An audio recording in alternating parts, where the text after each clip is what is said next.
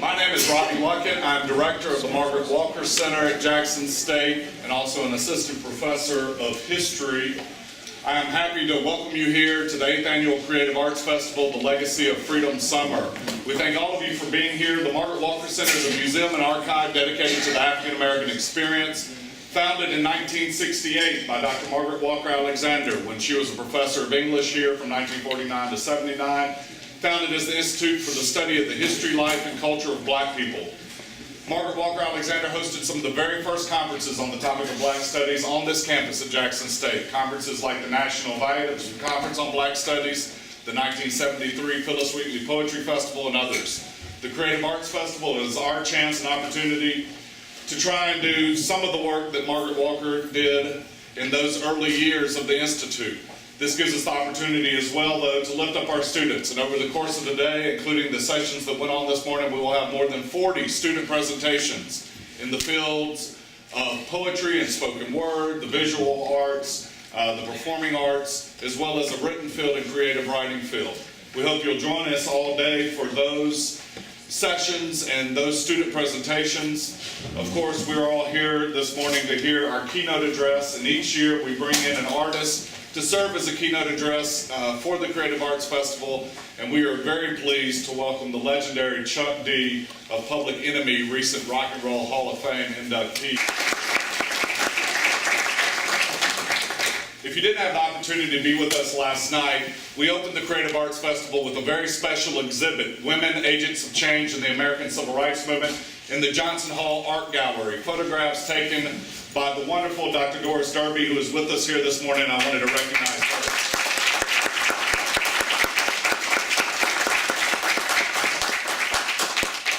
Dr. Derby's exhibit will be up in Johnson Hall until August 1st, so please come and see it. We also have another exhibit of her photographs, Saving Ourselves America, that is up in Air Hall, the home of the Margaret Walker Center. Come see us Monday through Friday, 8 to 5. We are free and open to the public. I also want to thank the Mississippi Arts Commission. The Mississippi Arts Commission provided the funding that makes this conference possible every single year. Without their support, we wouldn't be able to do the things that we're doing with the Creative Arts Festival. If you have a program, you will see that there's an evaluation form stuck into that program. If you do not have an evaluation form, one of the staff members can provide one for you. It's very important for our grant purposes that you provide us feedback and that we get those forms for you. So if you don't have one, we'll make sure that you get one. Now, without further ado, I'm going to invite up here Brad Franklin, also better known as Kamikaze.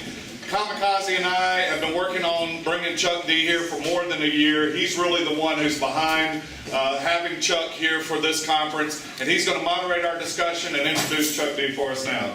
Kaz.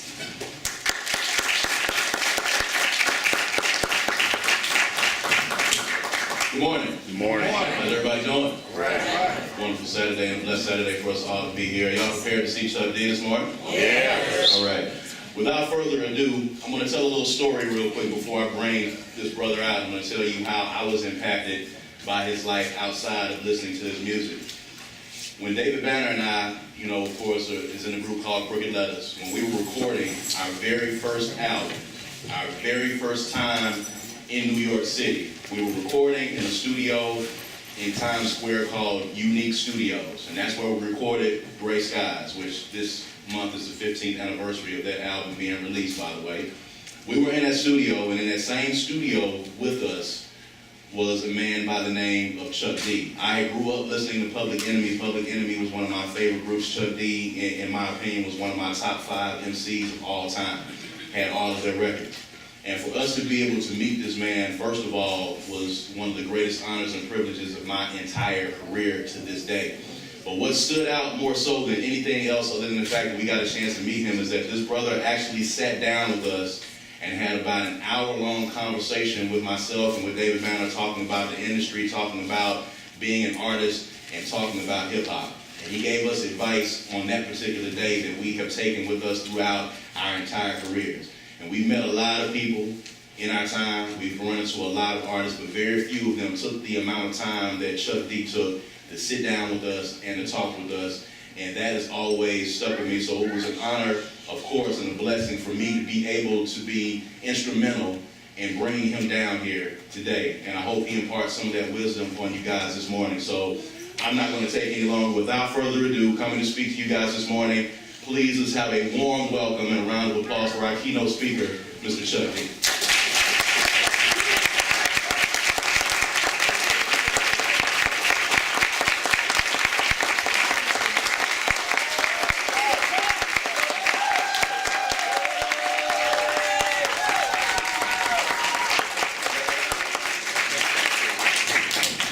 Well, first of all, I would like to honor each and everybody here tonight and today, and also in this festival, and in this gathering, and in this city, and in this state, and this school, and I also it's just like coming into a city where I heard so much coming out of this city, of the works that the late mayor of this city, Mayor Lamundo, had presented. And I know his son is also now running for mayor of the city.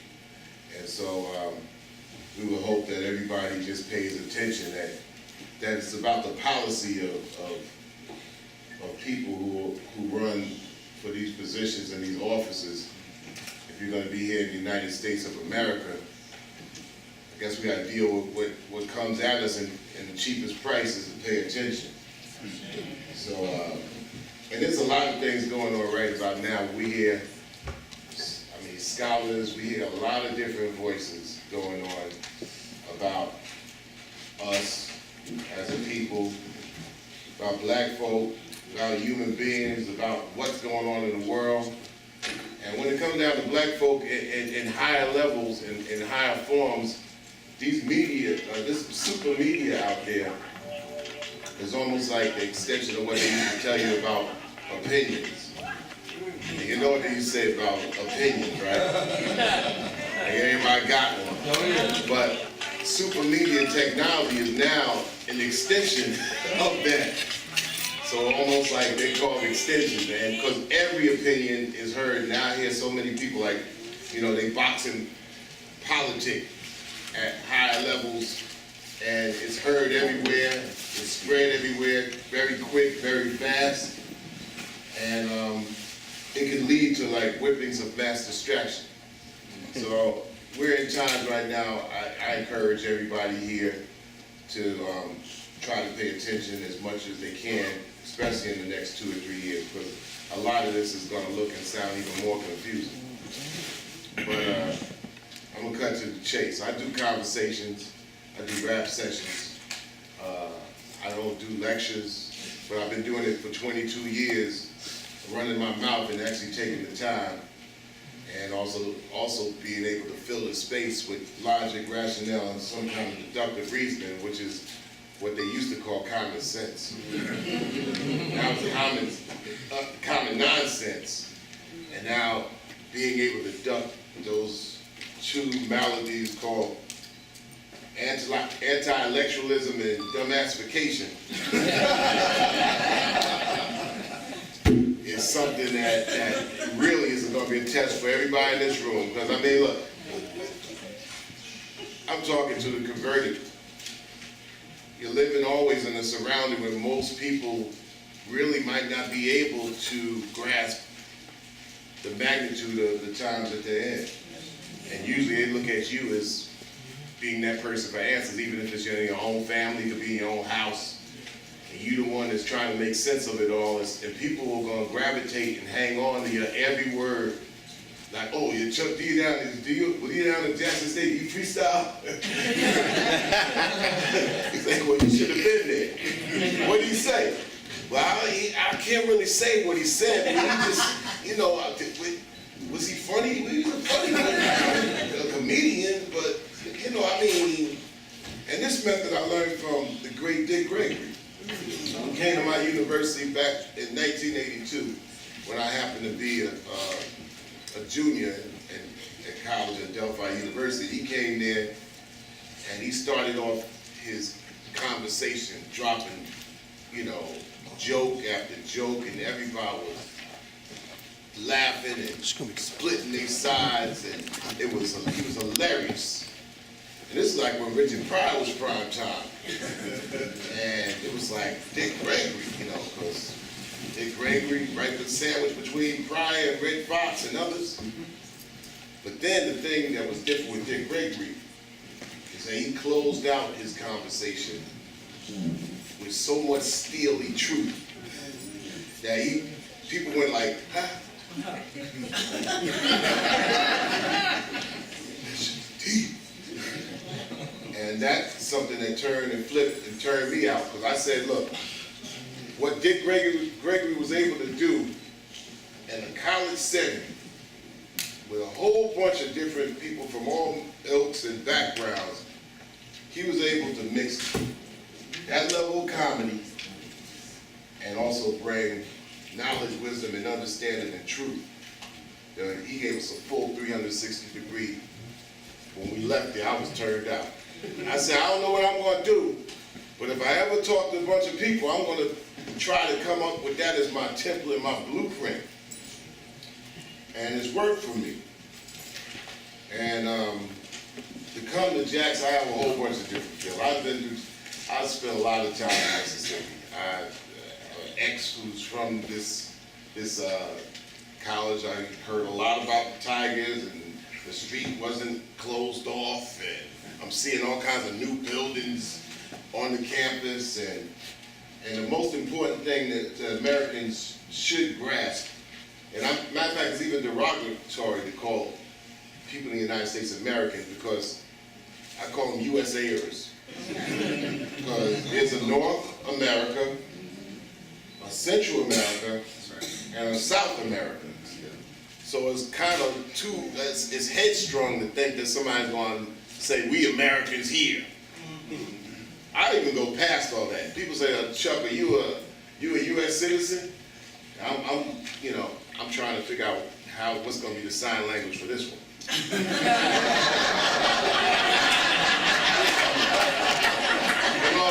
In all due respect, I'm an earthicist. Because I've been to 96 countries, and Public Enemy has never broken up, and we've been in our 28th year. And we normally go to 96 countries, and we've been on 95 tours. I just was in Australia last month, our 8th time. And of course, I've been through 4 passports. But the thing about it, as much as I'm happy to use my passport, that's the first thing I did. When I got my passport, we was out of here to trek across the world and take this thing called rap music and hip hop for where we were blessed to do it, and try to make the whole 360-degree thing of practice, power, and truth happen with it, and connectivity. First thing we did when we got our passport, we were out of here. But not to say we were leaving people, we were going to visit the planet Earth. And the fact is kind of derogatory to know that you got to get a passport to visit the planet Earth like an alien. How many people here got a passport?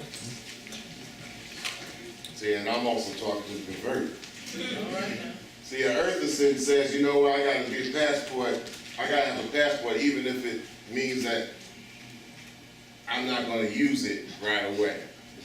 Have it just to be able to say, I got to get in the state of the planetary state of mind, just to get on track with everybody else.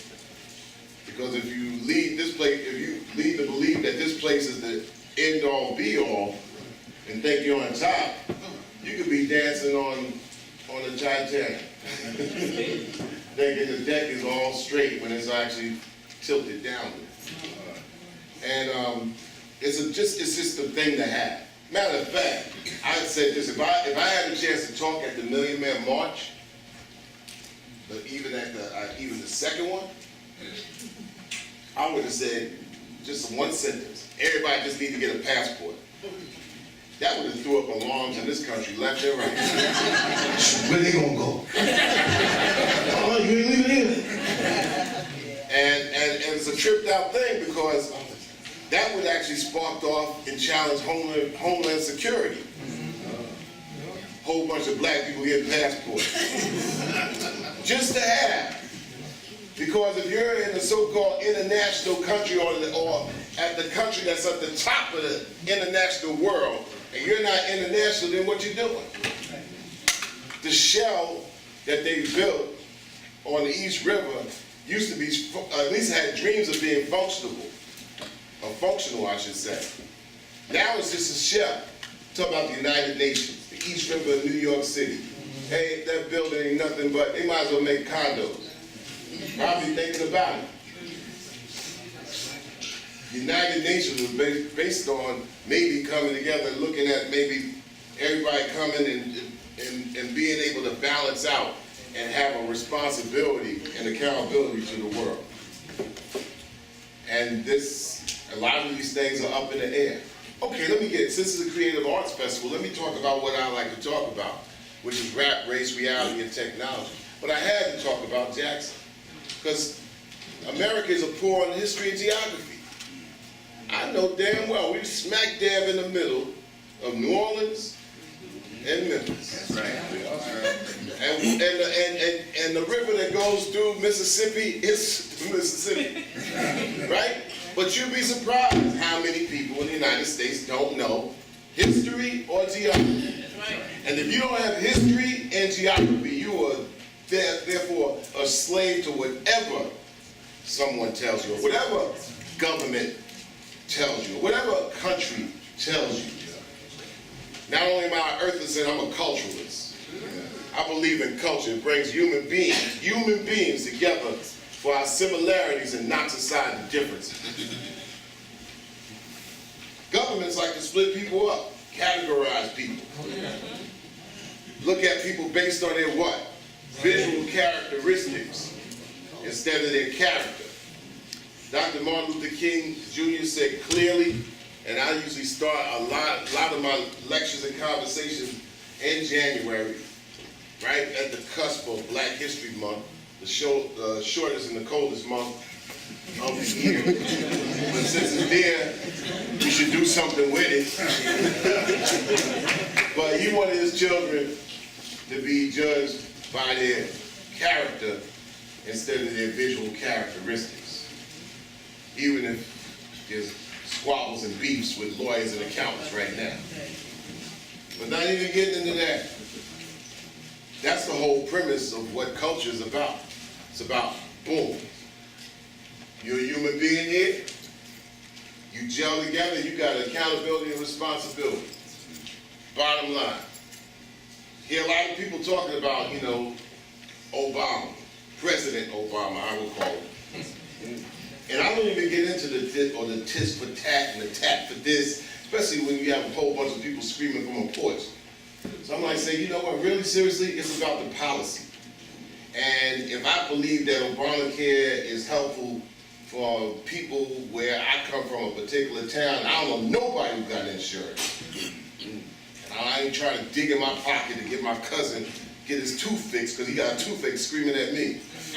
I'm not saying that's going to be the thing that fixes it, but I do believe a government should be accountable for its population if they're going to call themselves a government. But I ain't confusing healthcare with drone attacks. That's right. So when you say, well, yeah, oh man, you down with it again? Like, I ain't confusing the two. We're talking about errors in policy and policy that we can use as a people, and it's like catfish. And I know this is really relevant in this state. That's your type of fish. And that's a whole nother conversation. But anyway, you eat what you can eat, and you toss the bones away. And that's the same way you got to look at politics or anything coming at you.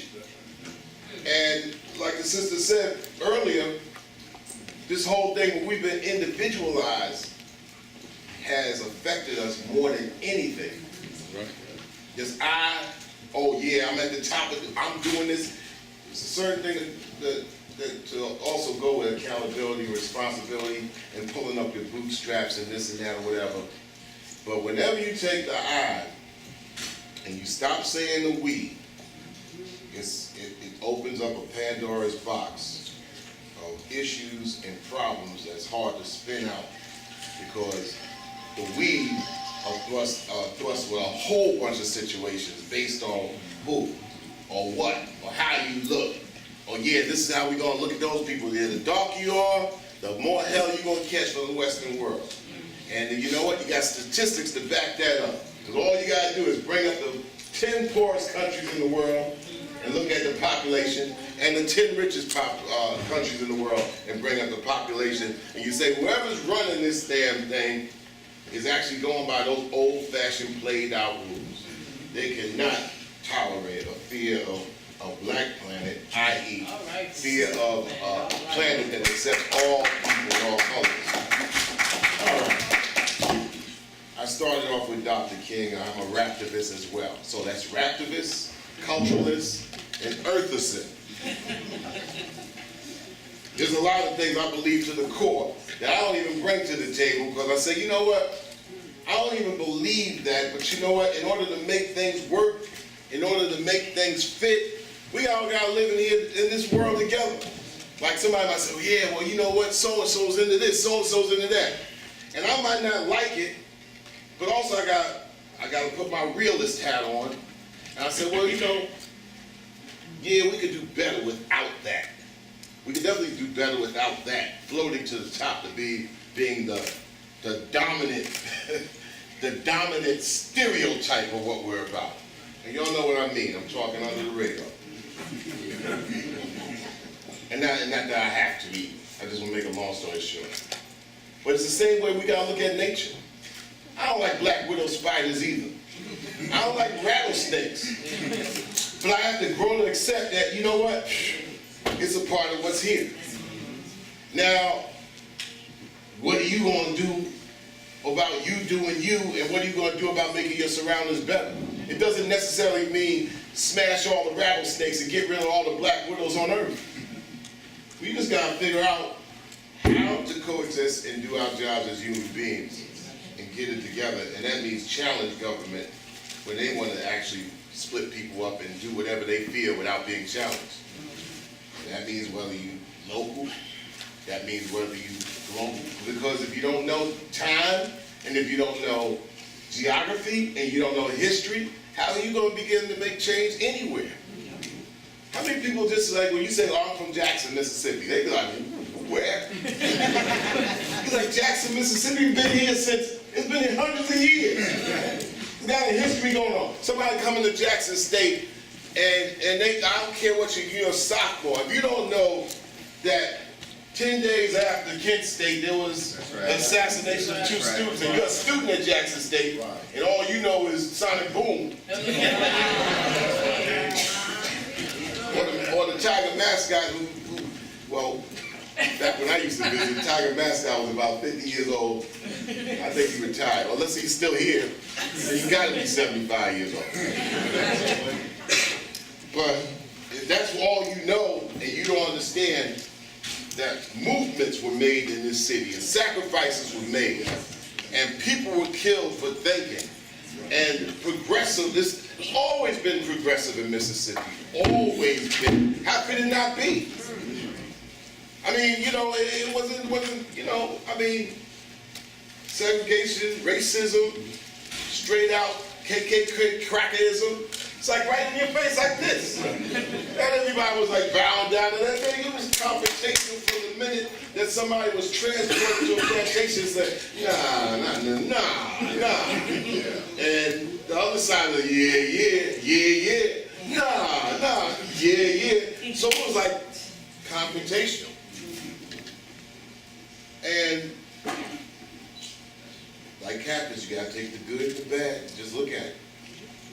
But if you're a student coming here, you gotta understand that you're living in a country that does not applaud collegians in the first place. That's right.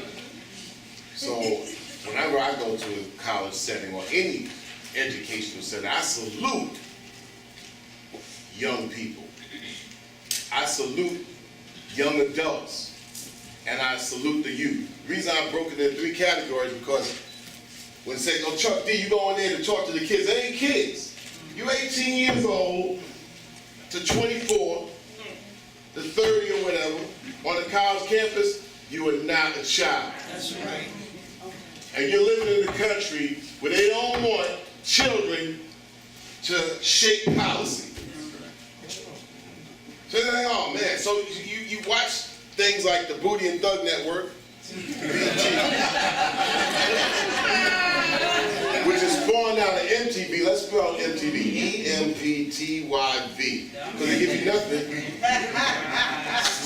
Which comes out of Viacom, which Uncle Bob Johnson sold in 1999. And the minute he sold BET to Viacom, because we're in a big football state too, what happens if you take somebody out of the chest and also out of the knees? They're gone, right? Well, at the knees is Teen Summit, and at the top was BET News. That's right. People relied on BET News because they had put, at that time, at the turn of the century, that sounds straight crazy, right? At the turn of the century, black folks might have looked at BET in a certain way. All right, I'm not going to watch this video and all that, but I will tune in to this. Right. Now, there's other places that might say, well, yeah, but maybe, maybe we get a different news. We get our news in Brooklyn, or we got our news in Detroit a little different. But not in every place in the United States of America where it was spread out. And the spreading out of black folks on plantations is what made slavery so powerful, because it wasn't like being concentrated in one place. We had to come up with a different method, like being on a Caribbean island, where the majority is going to be the people of color or black, so they come up with a whole different type of brainwashing. Boom, you get your problem in Georgia, we're going to move you to Mississippi. It's like, and you get out, you be an intervener and be like, damn, it's like, I can't run nowhere. So history and geography is everything to American or USAer. Look, when Katrina happened, the biggest surprise for most USAers was, I didn't know so many black people in New Orleans. Now, how could that be an American bewilderment, wonderment? Like, I didn't know there were so many black people in New Orleans. How could you not know? Oh, wow, it's like thousands of them. Thousands of them. It's like hundreds of thousands. See, another thing when it comes down is, it all boils down to like the music. If folks are being sold as product in one of the ports, and also a created port, in the Gulf of Mexico, and Lake Pontchartrain, and things are being, you got landfills and things like that for the business of moving product up the river. You'd be surprised how many people don't even know what the damn river is. Because they up there, they living in they might be living in Idaho. They're like, I don't know the whole river, Mississippi River. Okay, the Mississippi River's in Mississippi, right? No, it's the same river that runs up to Minneapolis. Right. So when the bridge collapsed over the what? Wow, I didn't know that the Mississippi River runs up to Minneapolis. The damn map is there. Matter of fact, let's go to the human remote. You can Google anything right now. That's why I was also surprised when I came here and I found out there was an iPad initiative. And I've been working with Apple since 1996 in the areas of culture and music for a whole bunch of different reasons. But when I found out it was an iPad initiative, I was like, wow, Jackson State, that's good. Now, it doesn't mean that, Prince said it best. He said, be on top of technology instead of it being on top of you. These things are to be managed. You have to manage them to keep them from mastering you. Because as much as you think it's a human remote, really it's a remote that comes inward. And if you don't think it comes inward, try not paying that bill. You might be like this, or if you don't pay a bill, you ain't doing it to your phone. You might have saved some downloads or whatever, but it is non-functional. It's like cutting off people's air. If I cut off everybody's phone right now, if I had the power, how many of y'all be mad at me? Even if you don't raise your hand, somebody can listen. And she's like, well, I'll jump on you. So the whole key is to manage technology, because in this light speed era right now, things coming at light speed. And what you know slows it down. And what you don't know, everything's hitting you for a whole bunch of different areas. Even when it comes down to the music, which is what I like to talk about. I know I ain't got much time to do it, so I give cliff notes as well as being relevant, because being relevant is always what it's about. I'm going to talk to a group of people. I'm going to talk about, you know, like if I was sitting in your seat, how will I say something that was going to benefit you?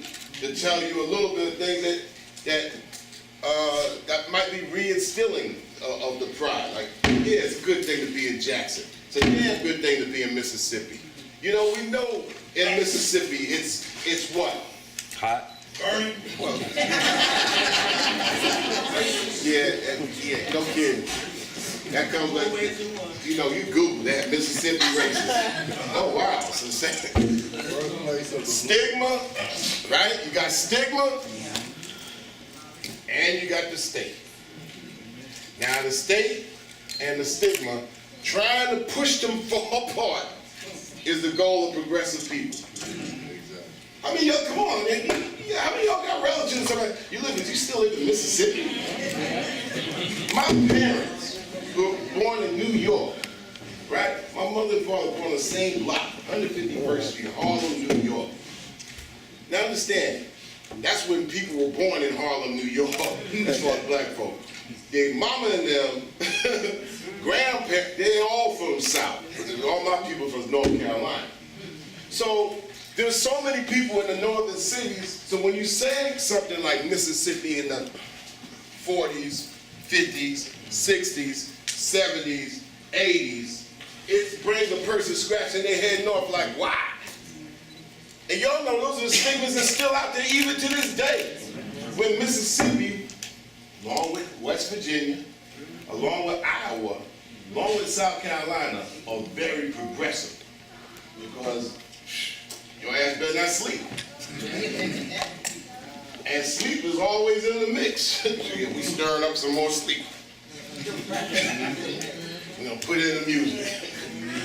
We're gonna put it in football games. Yeah. We're gonna put it, get them bred in circuses. Yeah.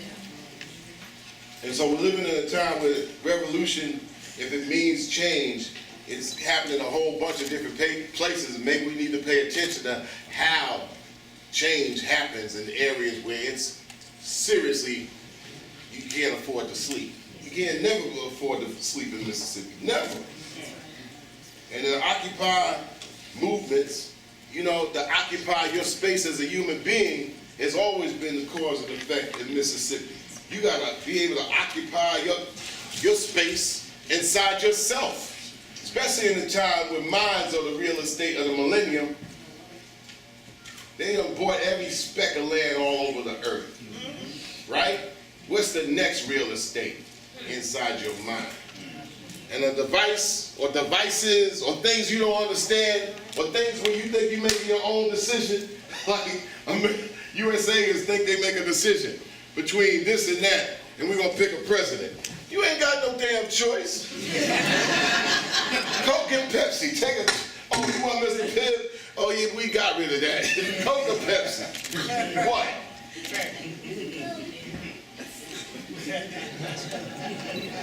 So in these times, not to try to be making these devices make us into a Pavlov dog, and not be tricked by all these things. They throw everything at you to make you happy, like a Pharrell song. No, I love Pharrell. It's my man. I just said like a Pharrell song. Bobby McFerrin. It's my daughter's #1 song. She's 3 years old. I'm gonna tell her, don't like Pharrell's song. Hear about anything else in the world, but to be happy. But we're in times we never have so many been screwed by so few. That's right.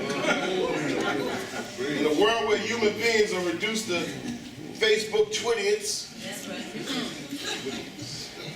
how can we make some kind of change? Pay attention to Mississippi instead of paying attention to an area where it might be diluted with weapons of mass distraction. People spending more time on Facebook than their face in a book. But, I'm not your preacher. on Twitter, but I'm not a Twittier. And also at the time when people say they love so many things, but they can't define what they love. If you go and say you dig something, I love rap music. All right, what do you love? I love the NBA. I love LeBron. Okay. Define what you love and try to get detailed with it. Once again, geography and history. Whenever you don't know geography and history, you're waiting for somebody to dictate those things to you. Especially when it comes down to the art. We in the art capital of Mississippi. Everybody come from Mississippi. That's the basis of our art. Yes. You know, I heard Kiss just got in the Rock and Roll Hall of Fame. And what's his name? Gene Simmons got the nerve. Of course, all the rockers just think that, you know, especially the white older rockers, think that they invented the riffs that came from Mississippi. Like, dude, Gene Simmons of Kiss said, I don't think rappers need to be in the Rock and Roll Hall of Fame. I'm like, who told you that? That's my biggest question. Asking somebody, who told you that? Hey, how you come up with that? Because it comes from like us rockers and we go out there, right? So you play the guitar, so you think guitars is something that started with you. The turntable of the 1920s and 30s was a brother walking down these streets with a guitar. That's right. Exactly. Coming up with riffs with 3 chords. Yes, maybe even making riffs with 1 chord. Yes, bending on a crib. Bling. Yes. Matter of fact, got an attitude with it too. Wow, he just touched the chord over there and over there, and I just felt anger. And there ain't no rhyme, there never was no rhyme or reason to somebody playing music, other than, you know what? It's 11:43 p.m., full moon, kind of cool, dog on the porch, quiet, playing those chords, or that chord, maybe some corn liquor, maybe some sweet tea, mac and cheese at 11:30, go figure, right? And playing music to the God of themselves. Now the thing is saying, oh man, you being blasphemous. I tell people all the time, hip hop is my religion, rap is my military. Oh man, you being blasphemous to God and also the military. Let's see, God they trust. I'm like, no, I'm not. I'm telling you, the arts of everything. You know, matter of fact, it's spiritual. Because it comes from deep within. Matter of fact, the earth without art is just eh. Yeah. See, that's some people got it. Some people gonna leave here like, I just got this shit. That's all right. That's all right. When you get it, you get it. I got my 4-year degree in 6 years.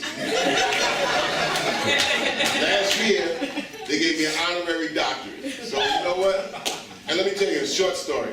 When I graduated, right, I could have got my degree in 1984, but I owed $900 to the bursar.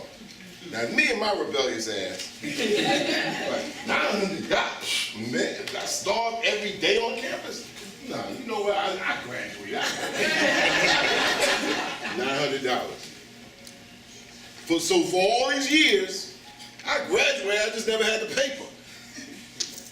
Well, when I showed up, they said, you know, Chuck, they're going to give you an honorary degree, doctorate degree at your university. Happened last year, right after we got a Rock and Roll Hall of Fame. And not because I'm famous and all that, or I'm not famous, I'm infamous, right? You know, I'm infamous because I don't give a damn thing about fame. But anyway, from all those people, before I actually went into the Nassau Coliseum, which is 4 miles from my house, where I grew up at, the president of the university said, yeah, Chuck, you forgot this. And he gave me my BA frame. I said, you took care of the birth, so I hear you. Haterade always happens, because in the local newspaper, they were like, oh, the world coming to the end. They're giving rappers honorary doctorates now. This a-hole didn't even know the fact. He could have Googled that I already got a BA there. And My major was art, communication, design. And I made the promise that whatever I got my degree in, that I had to pay for, I'm gonna give it to whoever I wanna give, whoever I see, for free. And matter of fact, that's how me and my homies at college, we figured it all out. When we was going to university, matter of fact, now all of us was at the school. We all congregated at the radio station. But one thing we made up in our minds, said, you know what? My major's design and art and communications, my minor. Bill Stephanie, his was communications and business. Hank Shockey was business and communication. So it was about 6 of us. So when we all got together, we got each other's majors for free. Matter of fact, when we got with girls, I tried to crack their major too. Because it's stupid, like, all right, hey baby, what's up? Yeah, I'm good, boom, boom, boom, and you doing the thing, but at the same time, you don't know what either of you are doing. Poor weight is a poor use of time. And this is the thing about, you want to get with like-minded people. Sometimes you ain't like-minded, but if you go to university together, at least talk about your damn major. When I was in college, I tried to hustle people's knowledge out of their head. I tried to get 8 majors, 8 degrees for the price of 1. And why should y'all think any damn different? How you gonna hang out with somebody, you know, listen to Chief Keef together, and come out of JSU like clueless what everybody else was doing, and wondering like, well, how did I stay from just ending up at being the general manager at Best Buy for the rest of my life? Not to say that's a bad thing, because a job's a job's a job. Ain't no job to be laughed at, especially in the state of Mississippi. But, and also there's only 3 outcomes too. Either you're gonna have a job, a business, or no job. There ain't no 4th option other than dying maybe. So think about it. Either you're gonna have a job, or you're gonna have a business, or you're gonna have no job. And so when you have a country with a policy that says, we came in with 631 new jobs. What does that mean? I don't even know what that means. Some people ain't got no business having a job. So I'm a producer, but yeah, you know, I'm only doing this till I get put on. Yeah, but you're not even doing that job right. When you do a job to the fullest. If you can't do a job to the fullest, leave the job so somebody else can come in and take it. Man, F a job. But you at the job. You know, I gotta eat. I'm like, yo, you mixing too much hip-hop up here with this. You know? And a whole bunch of things happen in hip-hop. And know what, I got 15 minutes left before the Grim Reaper takes me out. Whole bunch of things happen in hip-hop that was the opposite of what y'all trying to get at JSU. Over that number ain't your fault, especially if you go to JSU now. What is 2014? Let's not get it twisted. It ain't like 1996. When dumbassification started seeping in because they said, you know what? More is better. And how primitive is that? More is never always better. Right? Oh man, they got a whole bunch of sales. I mean, what does that mean? What does it mean to anything? The judging of quantity over quality has just killed us. So what you got more? More of what? More of what to who? What's the end result? What's the ramifications? What's the effects? Even if I'm fighting, if I want to get outside, if I want to get from inside a room or a cage, right? There's 100 people scrapping and scrambling. Give me 10 focused martial artists. I'm getting out of that room. I don't need 80 people that don't know what to do. 10. So it's about the quality of your education instead of always the quantity. It might be just the quality of your grind instead of just, well, we grinding, we just grinding. You know, you can just keep grinding until you come and corkscrew yourself in the ground. I'm grinding. What are you doing? I'm just grinding. So, in a time where celebrity is the drug of America,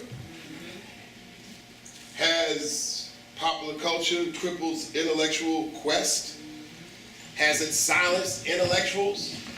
All the way back to what, a second grader or a fourth grader who afraid to lift their hand because they got the right answer? Afraid that somebody might be in the back like, just sit your smart ass down. So the class clown now wears a crown.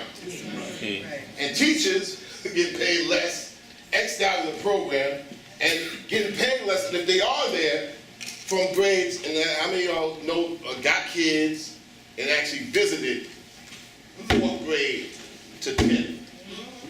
Teachers are like, you know what? I'm really serious, the primary parent. Matter of fact, they parents. I'm like they parent. And apparently, the administration got so many old, cooked out rules that I can't win. I'm stressed out before I go to my own family. This has already been on a 20-year conveyor belt. Young people are only young 18 years. You hear me? Young, and you know, when people say, oh man, the youth is not an excuse. Oh, I'm young. I be looking at that person when they say they're young, they're 14. I'm like, you young, you ain't 2. My daughter's 3. How is she young? And you, what, 12 and you young? So it's the same thing that a lot of those young people and youth and young adults say to kind of like ease themselves out of an accountability conversation. It's the same thing that they do. Oh man, I ain't had nobody break it down like that. I ain't know old man talk to me like that. So you can't talk to nobody 8. You 11. Yeah, buddy. And here's what I'm saying. You gotta play up 10. You know, in the universities, teachers and professors, tenure is everything. You know, even though it's cooked with a whole bunch of potions and all of that. I don't know what that's about, right? Yeah. But tenure is everything. And especially if, you know, I mean, when it comes down, you know, once upon a time, down in the South, you see your elder got the utmost respect. Yes, ma'am, how you doing? Salute, sir. Hello, how you doing? And there's still remnants of that still in the South. Rap music has knocked a lot of that off. And it's rebellion, sometimes rebellion to itself. But a lot of the South still held to say, you know what, we salute our elders a little bit better than what's going on in the rest of the USA. Still remnants of that, you know? But here, tenure means something even in your family. Because if you're 12 years old, or if you're 16 and 18, and if your mother said, take your little brother with you, 10 years old, and you 18. First thing you're gonna be like, nah, I ain't taking them with me to Jackson's, you know, Sonic Boom football game where everybody's gonna leave after halftime.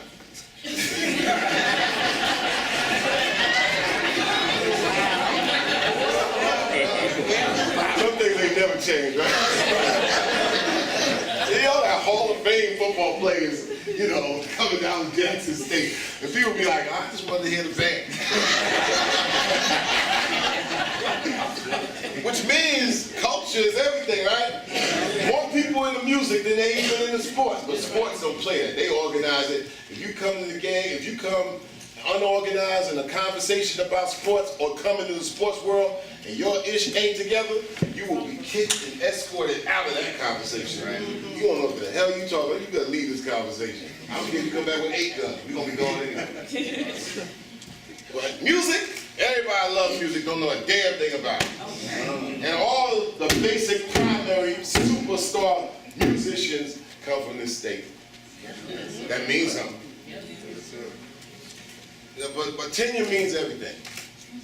So if you're going to play up tenure in your family, right? Younger brother, sibling rivalry, older sister, younger sister, you know, if you're going to do that in your family, you should be able to do that in society too. Instead of saying, well, I'm 21, they acting wild, they 15, I can't say nothing. Nobody says you got to be there to the citizen police, because that's not the wise thing to do. Not in this day and time. But you can play up what you know a little bit better and not have your intelligence silenced. That's a severe problem.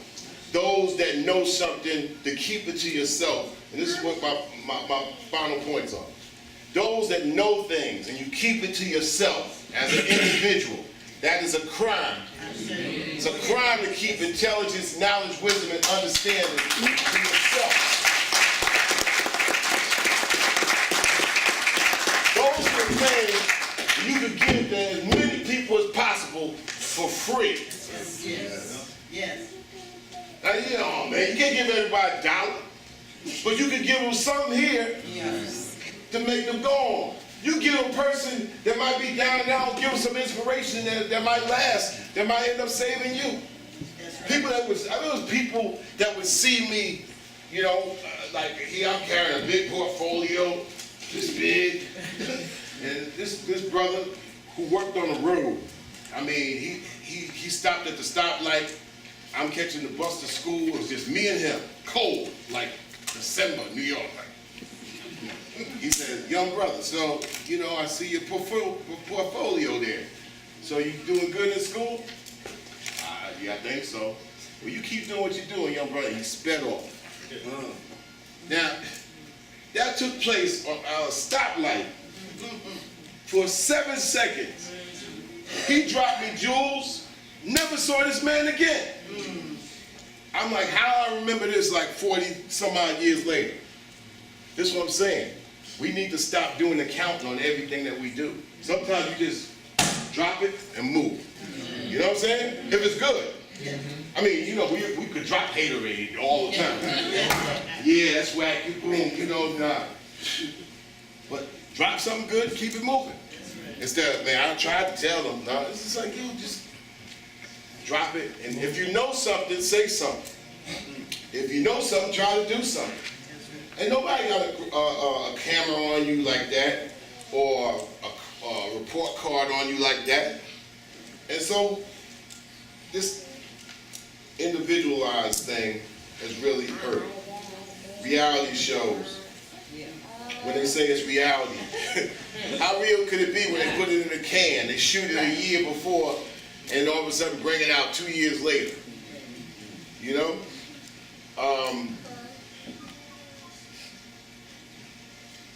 Popular culture being used to dumb the young people down. It doesn't make sense to dumb yourself down, and I don't get this younging yourself down. I don't get that. It's like, well, it's like, all right, yeah, but I understand. It's a thing about appearing young and being youthful and having an energy, or being at the top of your energy to be able to do something to enhance others. But this whole thing of like I'm 43, but I'm gonna carry these bottles and get it popping in the club like I'm 22 again with the Jackson Tiger mascot. And both of us wear FUBU shirts. Yeah, let's get it popping, baby. I mean, I'm half clowning. I'm saying only old people, and I'm saying this in the worst way, stuck in the area of media and technology and at the seat of culture, they say stupid nonsense like 40's the new 30, 30's the new 20. What is 20, the new 10? Y'all ain't the new 10. What was 10 the new zygote?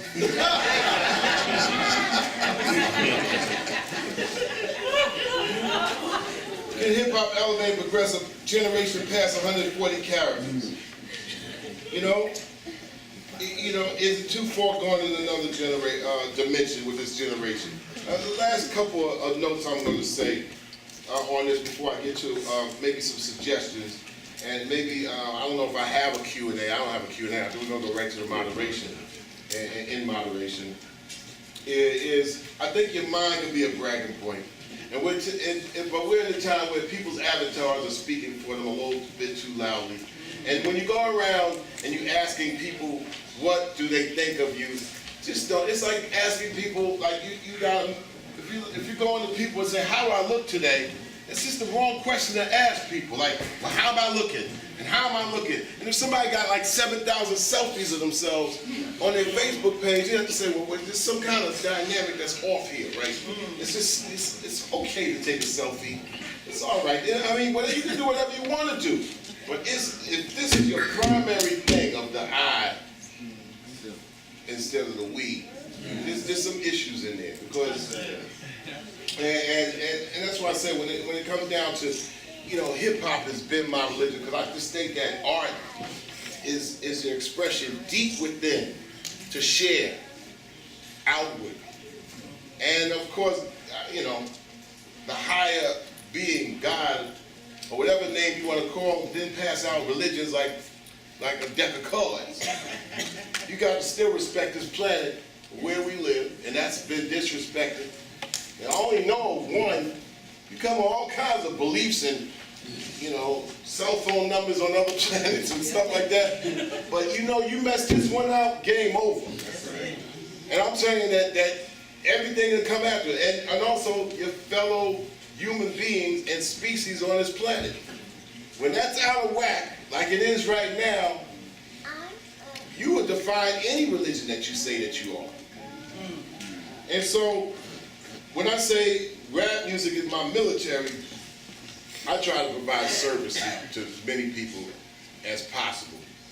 I mean, even I go beyond the call of duty to try to say, look, you trying to do this? How can I help? I mean, it's one thing we learn from the sports world, at least they got the mentorship, in kind of motion, sort of. And that's a whole other different discussion.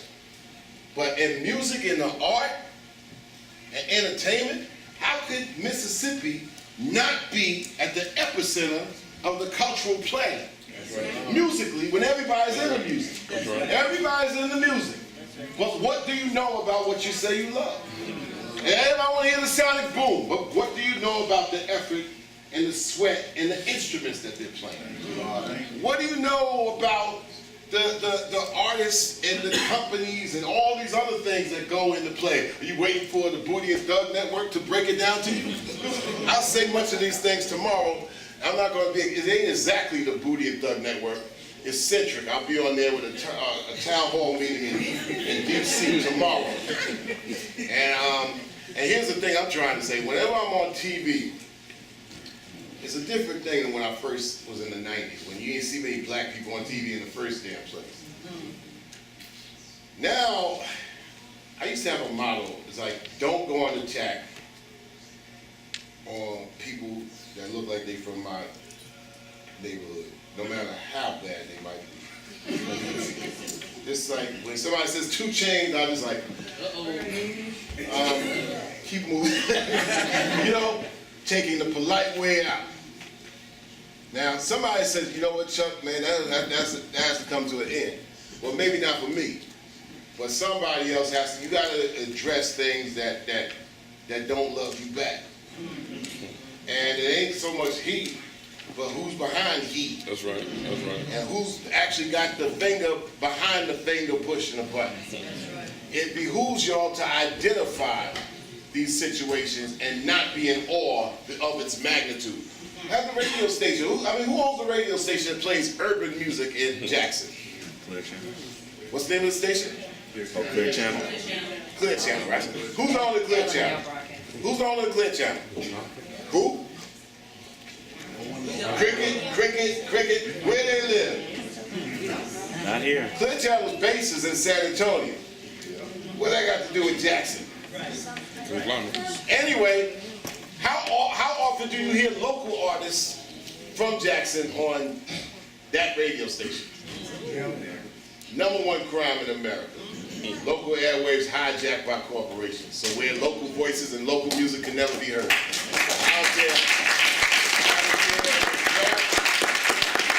don't care if it's rap, folk, or country. People from their neighborhood and from their cities, if they can't be heard, they can't make a living doing culture and music and art in their town, it's derogatory. That's why when somebody feels that they gotta do say the most outrageous things just to get heard and known, just to get a buzz to the rest of the USA, that's why they're gonna say things that's ill, because they can't get no support. And if the community does not support the arts, how can you expect the arts to support the community? So, and you know what? Somebody might come up with you, man, but nobody listens to radio no more. I was like, who told you that? That's right. And the reason, the difference between internet and terrestrial radio, you grab a transistor radio from 1958 right? Under Beckwith's porch. Put a 9-volt battery in there and you can get that radio station. It's the free airwaves. Now, you don't pay your cell phone bill, you ain't getting nothing. You just look at it, you get a whole bunch of tricks through apps or something. So that's the difference. And whenever a local artist cannot be heard in their own locality, it's the #1 crime. They don't want you talking and listening to yourself. So you're always having other points of view exported. And then when BET came in and was sold, they became national. So I ain't gonna look at the local, I'm gonna look at the national. And they can fill up national points, which are only controlled by 2 cities, LA and New York. And everything in between is Bumpkinville.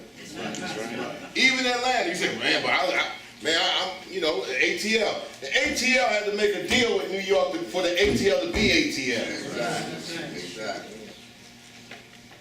LA and New York, business, Wall Street, and the companies. And they control the communications. So this is why, I mean, and being relevant, this is why somebody who got great things to say, Crooked Eye back in the day, trying to be relevant to the state, can make a living in Louisiana, Mississippi, and Alabama and not go nowhere. That's what Master P did. And when they saw that Master P was taking the areas that nobody wanted, Universal came and created Cash Money. It's the oldest trick in the book. Oh, we got a black man who's autonomous and actually has the say-so to have artists breathe in the area. So he ain't trying to make a deal with us. We're going to back his competitor. Universal got behind Cash Money, and you saw it in a 3-year period.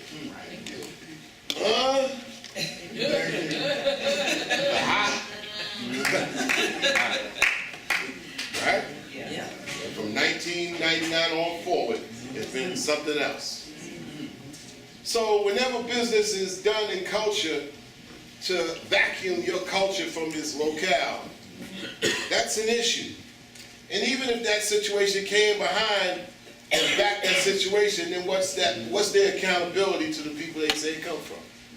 All this, yeah, I come from here, but what are you doing for where you come from? Right. Don't claim turf if you can't actually help turf. If you can't speak for turf, even if you can't come up with it in your head, back somebody who actually can do the work. That's right. Back situations in schools who do the work every day. Come up with good words to say. I'm on the perfect belief that every good, people say, man, good song gotta have a good beat. I mean, stop.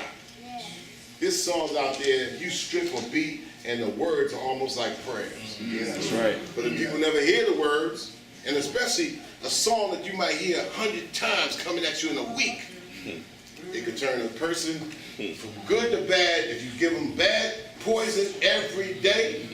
Even if they're able to withstand it, their surroundings might not be able to handle it.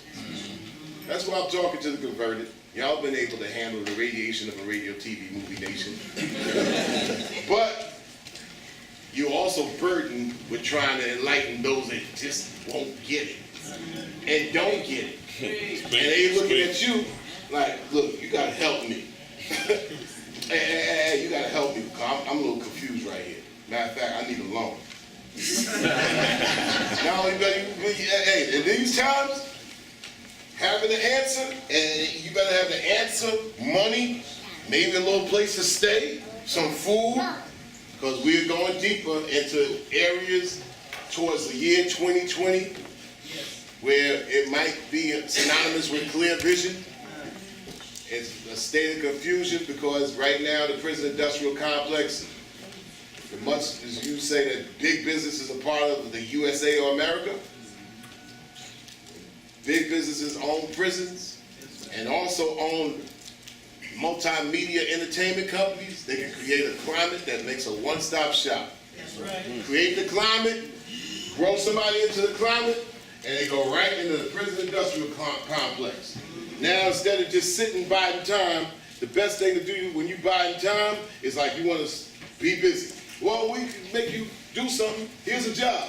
Right. We're gonna give you a job, and you're gonna make $3 a week. Well, I gotta do something because I'm stressed and I gotta get my grind on. All right, $3 a week, and you're gonna be making iPads. Right. Wow, so all of a sudden, I wouldn't even say iPads. It's derogatory to Jackson State right now, but listen. You're gonna be making whatever people are flocking to buy. Where they made it in China, and U.S. productivity goes up, and all of a sudden people are like, the United States is productive again. 700,000 more jobs. Yeah, because 400,000 more jobs are in U.S. prisons. And then they holding 3 million in prison right about now. By the year 2020, they built facilities by 2025 to hold 5 million. That's right. And if you want to judge by 5 million people and 3 million now with 2 million to go, who do you think is the first to go? That's right. Hey, do the math. That's the other thing that goes with history and geography. Got to do the math. If you study black music, you know damn well where we at right now between two cities of jazz along the river. Memphis and New Orleans. You don't know that? Then you're not studying the migration of people. You study the migration of people, then you already get the music in the fall. Matter of fact, you study the music, you get the migration in the fall as well. And if you study black music in the United States of America, you get our history by default. So, if somebody else comes along and tells you that everything in the past don't count, and there's no connection between the blues and rock or rap and the blues, then they're in a position to dictate who you are and what you're about. And being dictated to is therefore the aspects of a robot. I'll be quick on saying this. These points I'll leave you with for the panel. Pay attention. It's the cheapest price to pay. Culture, technology, in the world moving faster, you got to pay attention. Don't cost you a dime. But it's a big price if you don't. Define what you say you love. I love, know what you love. Just define it. Change your neighborhood with others. Then you can probably change the city. Become like, Mayor Lumumba was in the time he spent. Change the city, you can change country, change the world, and you know what? Culture is a beautiful thing to make change with. Right. Only thing. But if you can't, but if you can't change this, you can't even change your surrounding, your people, your homies or whatever like that. Yeah, man. You got to find different alignments. You can email me at chuckd@publicenemy.com. That's real simple. If you can't remember that, you don't need to have it. Really. He said, Chuck.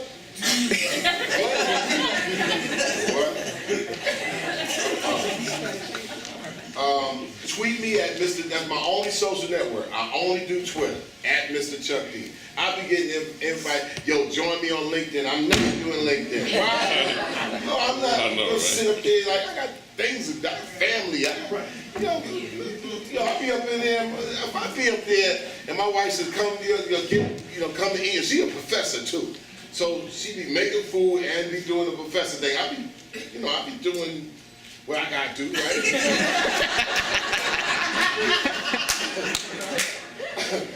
Really.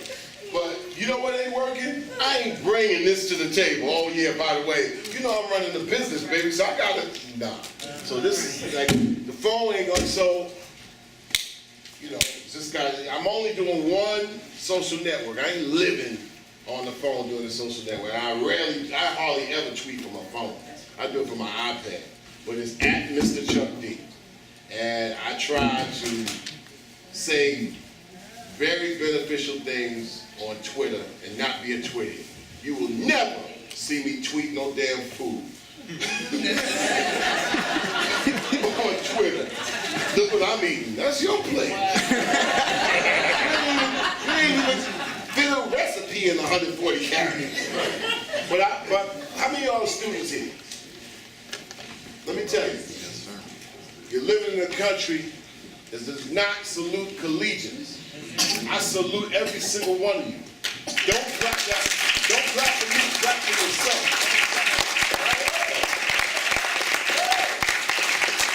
Especially being part of the HBCU. You know?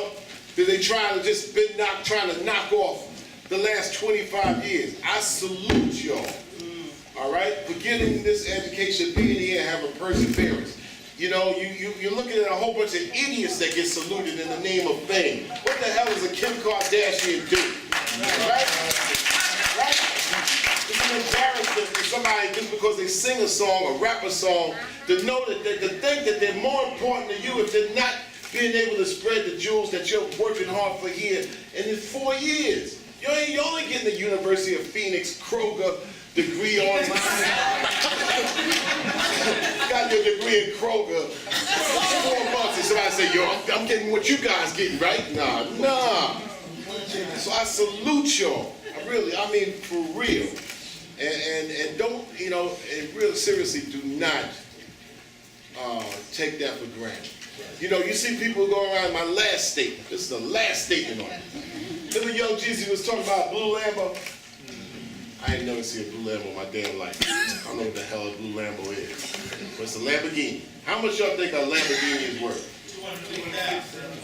Right? $200,000, right? That's a base model. That's a base model Lamborghini. Bro, you sure know a lot about it.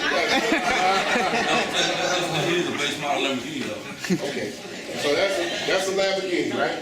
Now, if you know what a hoopty is, right? Yes, sir. I used to love the 1979 Buick Regal. I know, but it's a hoopty now.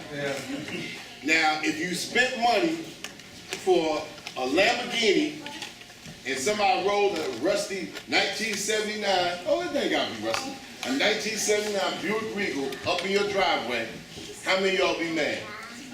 You paid $240,000 expecting a blue Lamborghini, and I rolled a Buick Regal up in your lot. How many of y'all be mad? Now, how many people got hoopty GPAs?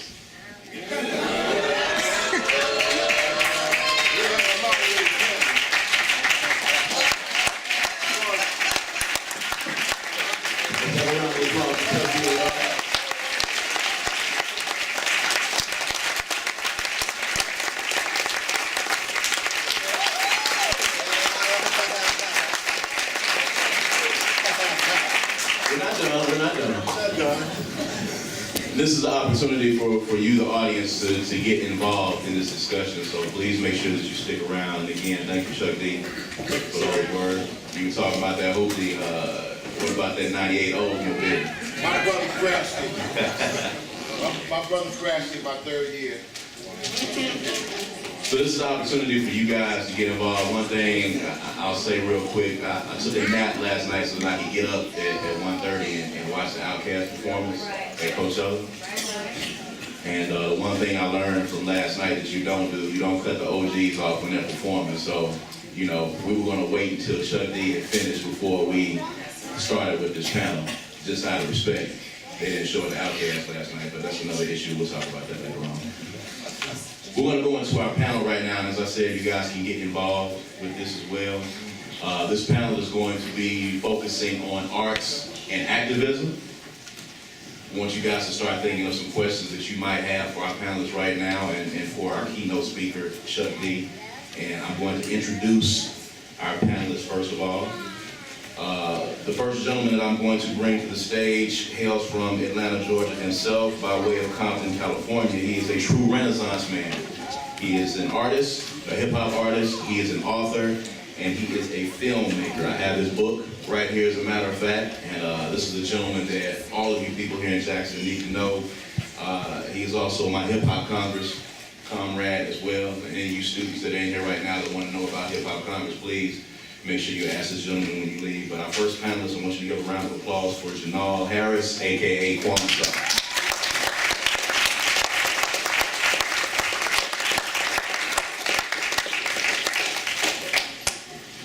The second panelist that I'm going to introduce to you guys, of course, now, on last night we talked about women being agents of change in the civil rights movement, and we could not do this panel without, of course, having one of our prominent women in our community being on this panel. Can't do anything without having women on your panel.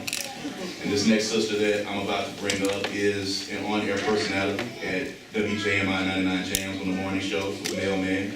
And she is also the co-founder of the movement better known as Synergy Nights for all of our spoken word artists that are in the building. I want y'all to welcome up to the panel Ms. Miranda Joyner.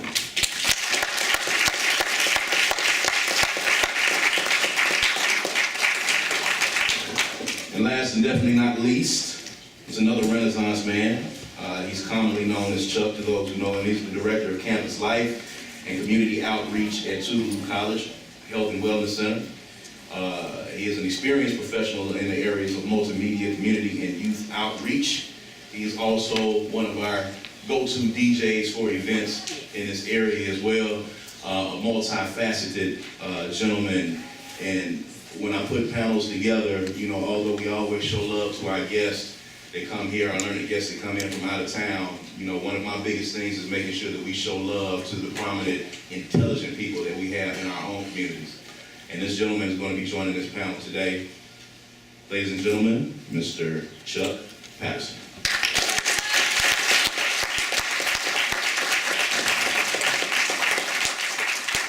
Before we get started, I want to make sure I recognize some people in the building. I'll give you all the opportunity to start coming up with some questions in your head. I, of course, have to always pay homage to my mentor, the big homie, Charlie Braxton, in the building.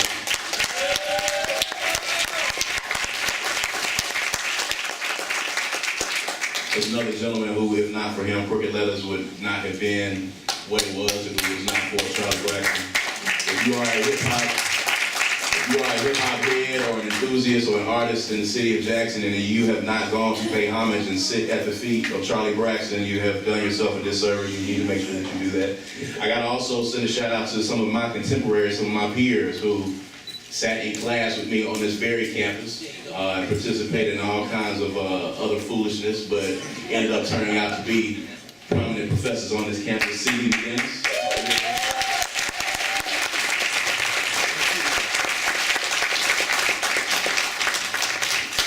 And our big sister, who was probably the originator of, the founder of, the person who made the spoken word scene in the city of Jackson, possible. If it was not for her, everything that you see done right now with spoken word in the city of Jackson comes from her.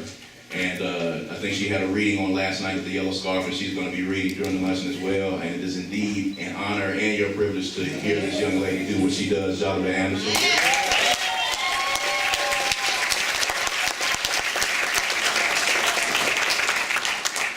Several other dignitaries. We have Soul here, the proprietor of Soul Wire Cafe. She's in here. We got Shantae, another on-air personality with WJMI that's here as well. Y'all stand up here. So support your own. I'm a big proponent of supporting your own. Soul does a lot of things in this community for the spoken word and the hip-hop community. We'll be doing an event there tomorrow, as a matter of fact. So if there are any artists in the building that want to participate in open mic, spoken word artists, singers, see me after the show. It's always a fantastic crowd and a great vibe. So support your own people, first of all. Let's start this panel off, and I'm going to let you guys kind of take it from here. We're going to take some questions from the audience. We've got a little time before the luncheon comes up, but this panel is talking about arts and activism. And Chuck, I want to start with you, and then we'll just go down with the other panelists. When you're talking about arts and activism, you were a part of, probably one of the biggest activist / rap groups in the history of hip hop. And you spoke candidly about, your troubles and your problems with Def Jam. And some of the things and some of the, debates, on content for your group and as it relates to the hip hop industry. Where do you see activism standing right now in the hip hop industry with a lot of artists that you hear, and then we'll go down to the other panels as well. Well, you need people that know not to be silent, and you need artists to be supported by their local area so they could be able to communicate, break through, and still be able to make a living as artists. There's nothing wrong with that. And when artists are heard and visible in their community, they're activists by default. Because you can't act a fool and have high visibility in your hood. And then if you have opportunities to help youth and your favorite and you're supported by your community, you ain't gonna act a fool like that.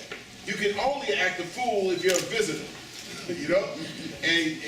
And everything coming culturally in the too many areas in the United States are by visitors, not by people that live there.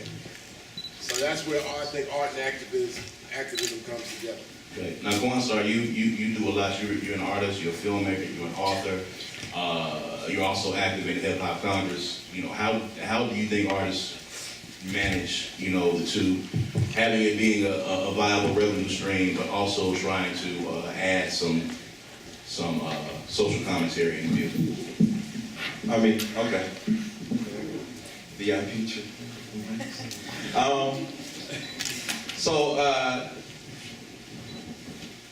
Trying to figure out a good way to say it. Okay, so I think that right now, there isn't a balance. So the activism right now for me, as being an independent artist, is figuring out or spreading the word about we can do it ourselves. So, and I'm not just saying black artists, any artist. If you're a hip hop artist, if you're any type of artist and you want to present yourself in a certain way, or you want to present yourself to a crowd, this is what you know. What he talked about, all the companies are all owned by one or two other companies. They all have an image, they all want to make money, and that's it. They don't really care. So if you want to have the responsibility to make the music that you feel, or the film, or the book, or whatever you want to do that is close to your heart, still want to make money with it and influence people, then you have to accept the fact that I had to accept the fact that I had to do it myself. And I made no qualms about it. I knew, okay, I'm going to do it. I might not sell 1 million copies, so let's stop talking about album sales. Let me start talking about bottom line. If it takes you $400 to make this, what does it take for me to make $4,000 off of this? And then if I'm selling this, if I have 100 people at every show, okay, so how can I make things to 100 people? That's where books came in. That's how I started making films. So I go to a show. Half you people 90% of everyone in here probably never heard of me. But that's fine, because I got 10 albums, a book, and 2 movies for y'all to hear about me for. You know what I'm saying? Thank you very much. Let's have a nice day. And that's what the word that we have to spread to each other as artists is like, listen, you don't have to, Spike Lee time, you don't have to man-tan on the stage and jump around and be some kind of clown and ain't talking about nothing just so you can support your family. It's okay. Get a job. And then make the music you want. Now, Miranda, let's talk about women in music and women in hip hop. What do you feel that their role is? Let's talk about women in entertainment, particularly. Let's not just stop there, but you know, when you talk about arts and activism, you know, do you feel that they have a special role, a unique role, or? Absolutely. I feel, you know, initially when I was asked to do this panel, I thought, okay, to come up here and sit next to Chuck D, who is has an amazing impact on hip hop industry. I thought, okay, my role as a person. But then I went back to what I think about people in general, and especially women, is that when you get to a point as a woman, we bring a different quality and a different element to life, period. You know, we are the beginning of life when it comes to a lot of things. And so we're the balance when it comes to the hard things of nature, when it comes to the hard things of hip hop, and when it comes to the arts and the culture. We bring a different presence about us. And so it's very important, not only as women, to support each other, but to support what these men are doing, but to be confident and comfortable in who you are as a person. And so when you have that center as a woman to be confident, we bring a different type of energy, because when I think about activism, I think about, okay, you know, I'm doing things and it's moving forward, it's making a difference, it's trying to push culture in the right direction, right? And so I think about things and I thought to myself, maybe I'm not an activist, but for me, you know, I am in the sense to where it comes to when I deal with people on an individual level as opposed to the sit-ins. Like my boy Chuck here, I have another friend Skip, and they go hard. Like me and, you know, we can go back and forth about things, and he's wanting to go and, you know, Burn stuff down. you know, yeah, he's just one, people who know Skip Coon know what I'm talking about. You know, he want to bust heads, bust guns, get the man, this is what we're going to do. But then we always get to that point where we meet in the medium and say, okay, look, Skip, but at the same time, you're dealing with people. And so you have to have that balance in life, because as people, we have an obligation to affect other people. We have an obligation, we're responsible for each other. And at the same time, we want to bring awareness to other people, but we also want to, you know, I lost my train of thought, but at the same time, we also have, we have another obligation as arts to move and affect people. And so we have a different responsibility when it comes to the arts, to be able to affect people in a different way and to move a culture and to inspire them. Because we lack, I think, the ability to be able to inspire each other in the right way sometimes. We need the hard knock, but we also need the other end as well. And so I think just women just bring that energy and they bring that balance to activism and to the hip hop culture. If that makes sense in my realm of things. Now, George, you are a DJ. You are the conduit in a lot of instances for listeners hearing new music. And if people understand the tenements of hip hop, you know, MCing, DJing, b-boying, graffiti, and if you want to add beatboxing into it, DJing is a very important element in that. What role do you think a DJ plays outside of getting the music to the listeners? You know, what part do you play in as an activist as well as being a DJ? Well, as a person who plays music, and then as a person who believes in there's an art form to DJing, because a lot of times we get, in the digital age, we get confused with actually being able to DJ, and then you got some people that are just playing music. A DJ will tell you that your stuff is garbage, and tell it to you straight face, and he's being truthful, or she's being truthful. And a DJ has to be comfortable with being that active conduit that says, I'm gonna close the dam or close the gate to make sure that this garbage doesn't get out. Mm-hmm. And I think one of the things that has happened actively when people started to do the pay-to-play type deal, and when you give me some money, I'll break your record for you. A lot of people have asked me to, hey man, I need you to play this record, and I'll listen to it. And some of the stuff I don't even listen to because, like, the name is garbage.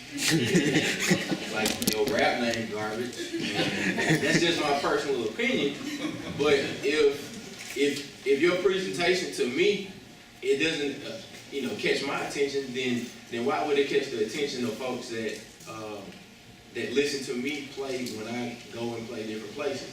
And then me aging out of playing in clubs, in my opinion, and in my position as an educator, I still have to make sure that the people who I see on a daily basis won't be ashamed of me when I'm DJing. So I can't be a DJ associated with a mayoral candidate who's sitting here today, Shope Lumumba, and I can't be a DJ associated with my little friend from Walton Elementary School who I'm going hanging out with, and she's right there, wave your hand. Yeah, I got her class in trouble this week too. We did a lot of playing. But I can't be that DJ that is associated with, all of these groups of people, and then I'm busting guns and smoking weed and putting trees in the air and, slinging rocks and all of that. That girl's mama don't want me associated with that, so I have to be, as a DJ, I have to be able to be the gatekeeper in a sense. Because one of the things that me and our friend Skip, we agree on is that everybody shouldn't have a microphone. Everybody shouldn't, like albums, books, everybody shouldn't have the opportunity to write a book. Oh my God. Everybody should not have, everybody's had the opportunity to read. Everybody has a voice, but everybody should not have a megaphone, a microphone. Like, everybody shouldn't be that person that's speaking for all of us. And that's why we have to make sure that the people who we put in place to speak for us really represent all of us, and we'll listen, because sometimes folks who are speaking really don't listen. And that's really what we have in terms of artists or rappers. We got a lot of people who talking, but they ain't listening. Yeah. We got Good stuff, man. Now let's talk about recently in the news there was, a huge dust up about the images that Nicki Minaj used of Malcolm X, one of her new singles. A lot of people had a lot of opinions on that. Chuck, I want to start with you. Chuck, I want to start with you on this issue. Having been in the industry before and, talked about this a lot on your records, having been very vocal, about you guys' involvement in the movement as well. Where is the line drawn exactly? What are your thoughts on that particular incident? Where do artists need to draw the line? Is she just pushing the envelope, or do you think that was taking advantage of the shock value that you were talking about earlier right here on your keynote? Well, the line is the court plantation.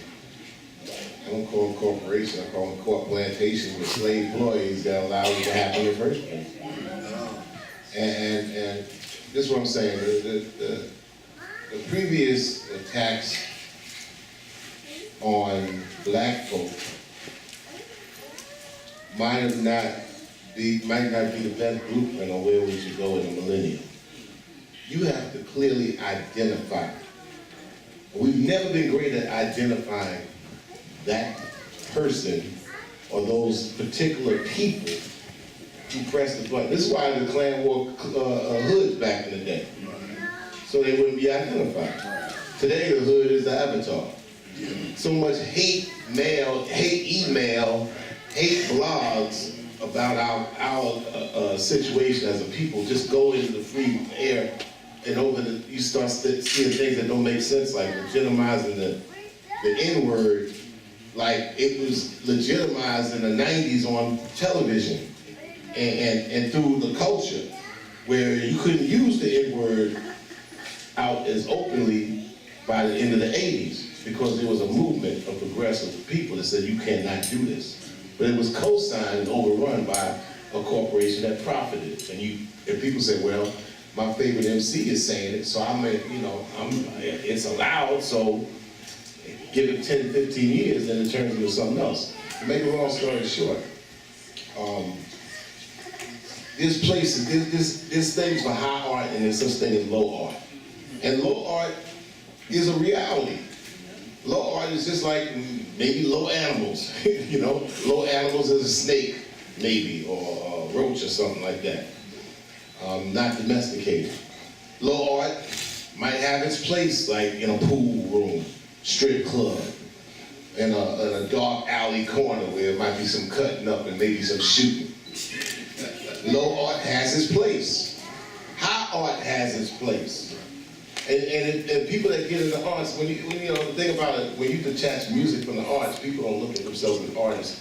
When you go to a gallery or go to a mall where they have an art show, an artist is trying to get you to engage into a painting or a piece of art one by one with a conversation, engaging you in.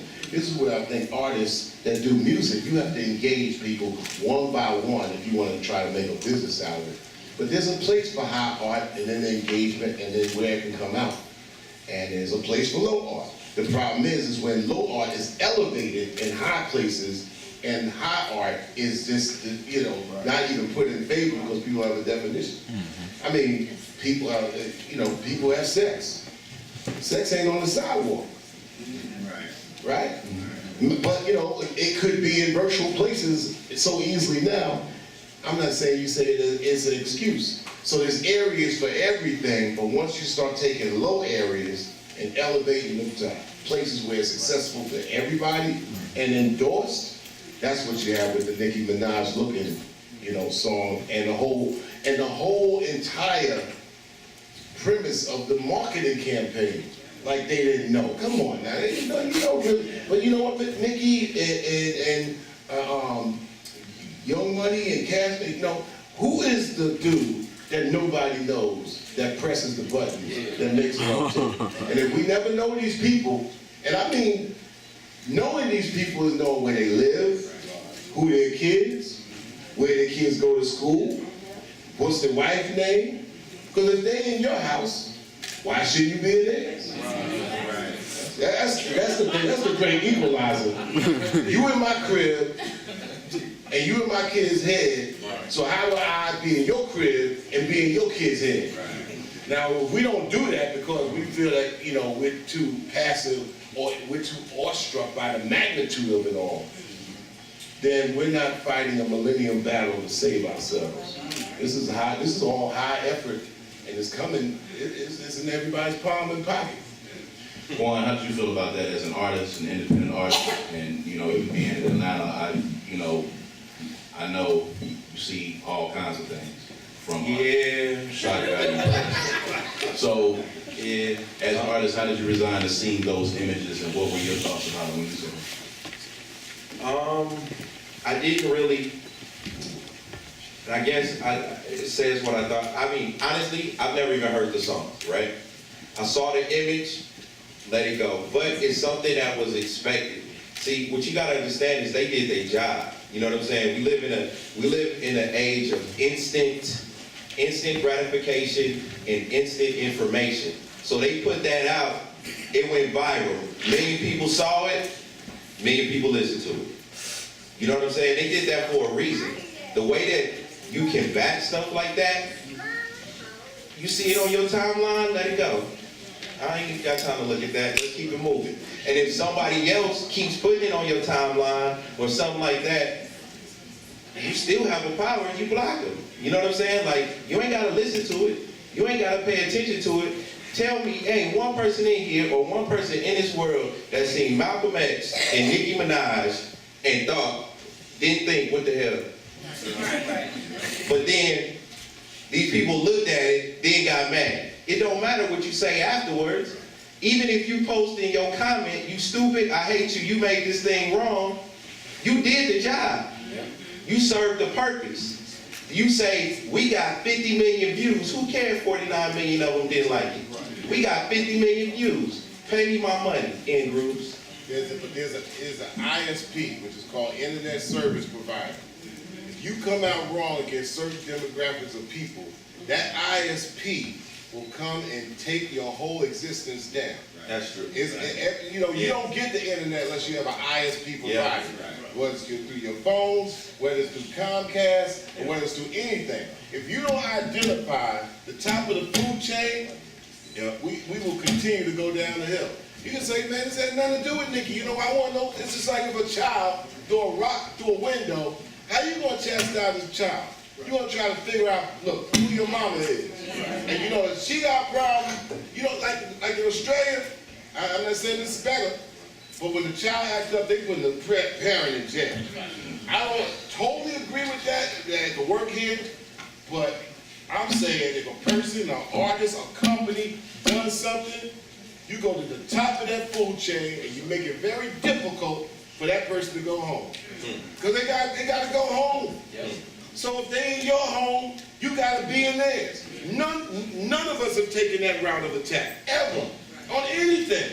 Because we given, we passive, and we awestruck by the magnitude of it all as we always try to get our hearts, our souls, and our minds together. So we still impressed by, oh, it's on TV. I don't know where the TV station is. The TV station in that building down the block. Oh, man, but I don't know, man. You know, they got security out there. But it's okay. Now, Miranda and George want to pose this question to you. What's the proactive message for that? And we're going to take some questions from the floor. I work for a radio station that is owned by a company called L&L Broadcasting. And so let me tell you about L&L Broadcasting. L&L Broadcasting is a group of about 5 or 6 white people that are going around the country and they're purchasing small nuggets of stations, okay? So they're purchasing stations, so they found this station here where I work at WJMI and they purchased this station. And so what they're doing is in other cities where they are now, in Portland, Oregon, by the way, this is where the main place is, and they have country stations, they have rock stations, have very few hip-hop stations, right? So back to what Chuck D was saying earlier about these corporations, they own them, they know little about it, but they have these stations and they filter this music that they push through for us.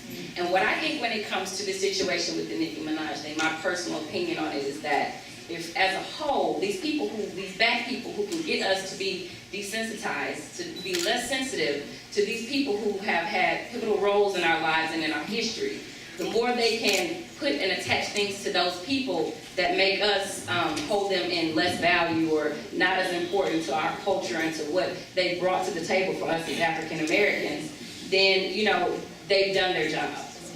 And so I think when it comes down to it, the proactive part is that, like he said before, you're not going to find any local artists on the hip hop stations here. They're not going to get there. I'll mention them, it'll come up. I don't even bring it up. Like, even the idea of being able to have the ability where I am on the morning show to have a creative say-so and say, hey, let's try this for the morning show. Let's do something different. Let's do something outside the box. I was a little amazed that I'm able to get a little bit of poetry going on in the morning time, even though we're doing it in a funny way and in a satire way. Okay, we got it going. I was amazed we were able to get one of, somebody on there doing an inspirational moment because they're so closed off to the things that they want to filter. They filter it.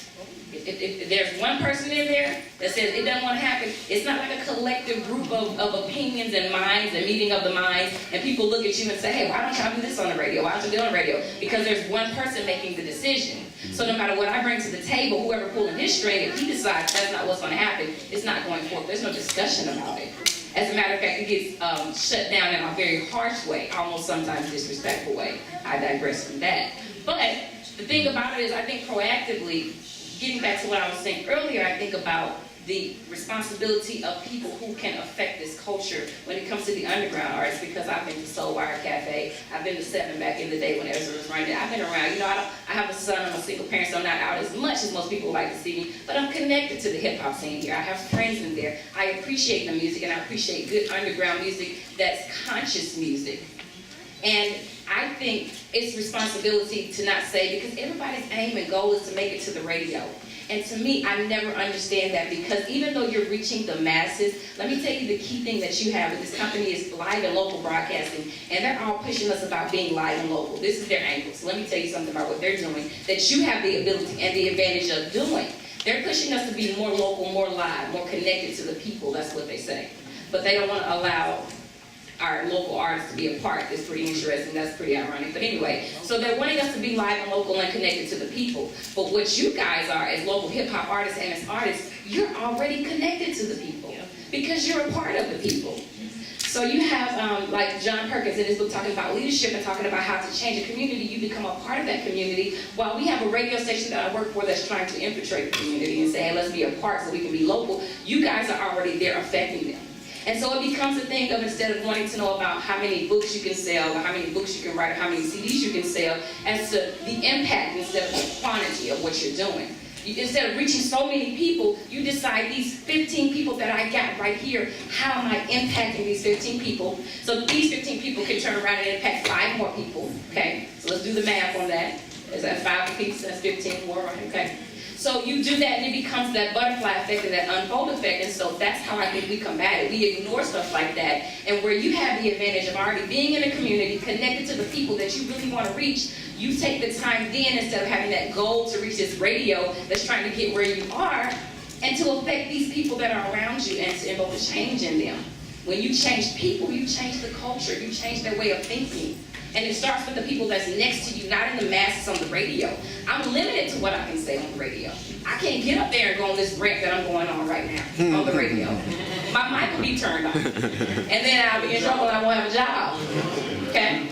So it becomes, for me, just like with the whole little thing that we do with Synergy, even though it's an open mic thing and it's a thing, and we live in a city where, I was talking to a girl, she's from Atlanta, and I'm going to pass the mic on, but I'm talking to a girl, she's from Atlanta, and she was saying how, because of the poetry scene here, it's so much easier for her to be able to get up there and do her thing, because everybody's so warm and accepting. It's a Mississippi thing, that Southern hospitality thing. And she was saying, and I I believe it was Pittsburgh, or she was saying, or Philadelphia, or Pittsburgh, where the poetry scene, she said, it's so harsh. And even the band that came from New Orleans, they said the same thing. In New Orleans, people are like, when it comes to the open mics, they're just like, They were like, this is kind of different. We've never seen anything like it. The people are really into it in New Orleans. They're just like, They can go to the next place because there's so much going on in New Orleans, right? But I explained to her, because she said it was so warm and welcoming, I said, but this is the thing about it, is that we have to be intentional about forcing people and telling people to do better and to grow and to learn and to develop your craft. And so there becomes a thing where we have to be strategic, because at the same time, while we're a different culture from up north, this is a different people. And so you can't just force on the people, say, do better, you're doing that, it's garbage, da da da da da. While you can in some cases, because it's necessary for some people, but not in the masses. So we have to be strategic about the way that we inspire and encourage people to want to do better. We have to figure out how to make them want to care and do better. And by, bashing and making them feel bad for these dumb decisions that they're making and these dumb choices and things they're listening to, it hasn't been effective. And so for me, it becomes a thing of, if this is not working, then what's going to work? And so, that's my take on it. All right, Jordan, I pose the same question to you, with a little strapping sound, but proactive measures that we can do to stop things like the images that Nicki Minaj used for her record. What are some proactive things that we can do? I think one of the things Chuck said earlier, you got to make it difficult for people who are hurting you to make money. And then what the sister from Jackson Rising was talking about in terms of locally, us having to be put in a position, us putting ourselves into a position where we control what's going on with us locally. But then, on a larger scale, we put a lot of money into a lot of people's pockets. So when we say we're gonna boycott something, usually, when we really say we're gonna boycott something, we usually get some change out of it. Most boycotts that I've seen locally, some of them I've organized, have gotten certain managers fired. So that means that person that was causing us grief, whether you sent an email out, and I didn't agree with, the way that you referred to this lady in this email because of her skin color and the skin color of all the folks that she was bringing to your restaurant, you lost a job. And then when people got wind of this same guy being hired in another restaurant that was opening up in Jackson, it's like we went at his neck again. So it's like, you're not going to be able to sleep or eat in Jackson until you make it one of them things like, hey man, I'm sorry, what can I do to make it better so that y'all stop going at my neck? And that's what you got to do. You got to go at their neck. And then, the other side of it is that we have to have options that create balance. And when we don't have options that create balance, and all we see, and I'll be honest, even as a DJ, I ain't know what he was talking about with Malcolm X and Nicki Minaj, because I ain't even tuned into it like that. Mm-hmm. Like certain stuff that people get my email address and they be sending me stuff, I block them. Like, I'm talking about email address. I ain't talking about social media, because like you said, I can zoom past that. But certain record pools that send me crap, hey man, remove me, bro. Unsubscribe. You can miss me with it, for real. So go at their neck. Don't be afraid and scared to be confrontational with somebody that's hurting you. And then make sure that your folk got options. And that's the proactive approach that I think we can take. And it's real easy to do. You just gotta hold your nuts and get out. All right, first thing, kind of around the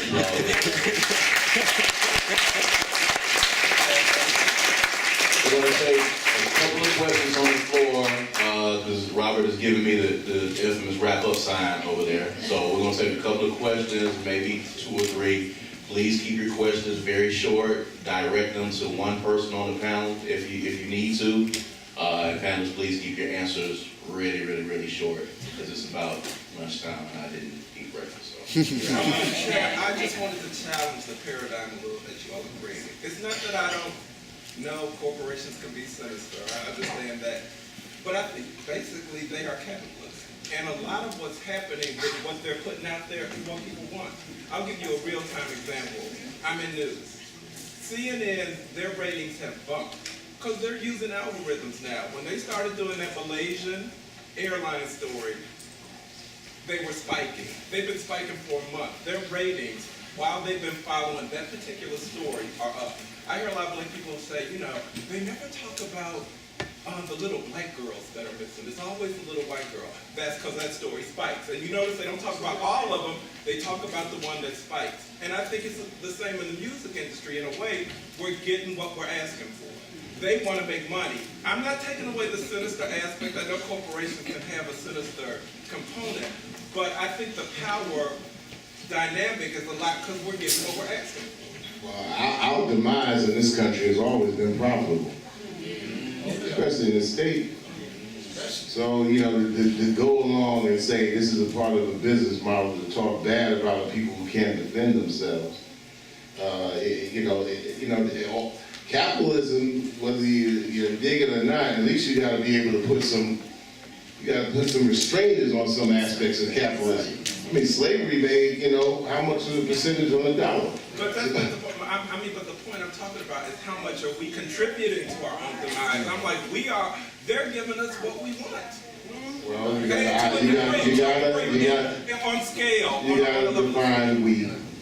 Well, I'm saying, when I say we, I mean on a level of scale, they're giving what is most being demanded. So when I say we, I hear what you're saying. I'm not trying, it's a matter of scale. So I think if more people who were progressive or whatever were demanding more things, we might get more of that, I think. Go ahead. I believe also that you have people in positions that cannot lose their job. You have to have attack dogs in every single community who really ain't got nothing to lose. I mean, look, I'm from New York. There's an Italian neighborhood called Bay Ridge, right? Now, you can't just go on the Bay Ridge and bust some windows up, because it might be a person who's an Italian American, and all they've had is a pizza shop for the last 80 years in a family. But the thing about it, you also know that there's mafia there, but you don't know who. And the thing is, that's what keeps the community. Nobody does nothing in Bay Ridge, and most of the people are probably honest and been having family businesses and legit for the longest. You just don't know. Now, the thing about us, we're very highly visible with our characteristics in this country because we're still a minority. But it never always hurt knowing that you had some cousin in the background that might drive up here, that drive to your town from that other town somewhere else that might act a fool for about an hour and a half and then go on back. See, we have the bourgeois, the boulevards, the streets, and you have the intellectuals, and this is what makes a community knowing that, okay, look, we know there's a law, we know this, we know that, but you know what? I gotta keep my job. I gotta be in the straight and narrow, but I got an ill cousin that'll turn this MF out, and he don't care about going to jail for another 2 years. And we got to keep that in mind, that you need some attack dogs while you're at your job. You got to do your job, and your job is of good. You can't go on attack against your bosses. But we need somebody to say, you know what? There's this faction in the community that knows where you live, and they are relentless. You can't keep these people back, but you can't buy them out. They don't care about money. They don't care about nothing. All they care about is just creating havoc. And we got to keep that in mind and figure out ways to protect them and also kind of corral that enthusiasm and energy and help. And you need lawyers. You need people that take care of business. You need people from the church to actually be a little bolder and take that in consideration of that being a reality, that yes, the person who's that attack dog and the person who's all about God all the time is from the same ilk. We're going to take one more question because we really have to wrap up. Yes, ma'am, go ahead. Okay, good evening, everyone, and welcome to our state again. I saw you at the reservoir when Public Enemy came to town. Years ago. Yeah, enjoyed it too. Okay, I'd like to say, we live in an environment where at graduations, you can get kicked out of a graduation for for cheering for a student. Did you know that? Yeah. Okay. The other thing I wanted to say is, and this is Who made that empowering. one? Sir, Who came up with that? they do that. Well, Right who's here in they? Mississippi, Who's that? the school system. Is that person? Is that person that can sign their name like, my name is so-and-so Blackwood, and I was. You know you would have. Sign your name. I'm the one that came up with this rule that said you cheer for a person, just find out who they are. And you're so right. We also live in an environment where, in opposition to Australia, I do Singapore, for what you were talking about. I like Singapore. Well, I mean, The you other like thing a lot is, of I'm mother of 5 children. Every last one of my children, if you play 2 notes from either one of these artists, they can identify. Muddy Waters, Howlin' Wolf, James Brown. I made it imperative that they knew certain things, certain facts. It's important from the home front, you know, and it is important at a young age that we expose our children and Public Enemy and Earth, Wind, and Fire. Don't make me talk. Okay. What else did I have circled on? Let me ask this, you got a question? Just the art segment. I'm sorry. I do have a question. Go ahead. What can we do in the state of Mississippi to establish a platform that will allow an annual money-making event by way of the arts, the equivalent of Woodstock? I think, Chuck, you can probably answer that question. You're a little closely involved with that. In terms of a money-making event, I've been attempting to do that for quite a while. I'm being straight honest. I went to the table with some guys, and he was there the first time I presented it, and I had to take that idea, scrap it, and then put it on a spin on it. It's called Mississippi Greek Weekend. So Mississippi Greek Weekend has been breaking hip-hop and R&B artists from Jackson, really for the past about 3, maybe 4 years now. It hasn't made any money yet, but I'm patient, and my fiance has been, very understanding in terms of, when Greek Weekend comes, she got to go into, I like to say lamp mode, because everything got to be done real fast. Yeah. So how you can click the lamp and it come right on, I need it to be done that fast. So planning and being patient, and then one thing that I wanted to say when Chuck was talking, addressing the gentleman's question, we have to be approachable, and then we have to be able to agree. Because a lot of times we don't really, I'm a cute, we really don't hang out with each other as community people. And then when we get together, everybody has an agenda. So you have to be able to say, all right, I may not have won this one, but let me get this little iron in the fire so we can really get this thing going. So the last part of it is that when we see something that's going on, we got to pass the word and support it. Yeah. So I got to promote Carlin photography like I promote Chuck. I got to promote the nasty shows like I got to promote Yard Boy. Whatever it is, you got to be able to say Hourglass Media, they the bomb, and you ain't making no money off Hourglass Media, but that's your guy. I appreciate it.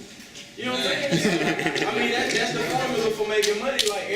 Somebody gonna have to put in sweat equity, and then you gotta find that person that's got the bread to finance it, and then make it attractive to the point where you can get it to the point where it's big like Q-Delta, it's big like Blue and White, and then it's a Woodstock stacks feeling. And I much rather, I don't know nothing about Woodstock, but I read about stacks and I watched the movies. And that's my vision for Greek Weekend. But it's just a couple of other things that are intertwined into it that make it attractive to kids that may want to go to college and may want to join sororities and fraternities, so we can get them back to the way they used to be. Now, I see that you guys have.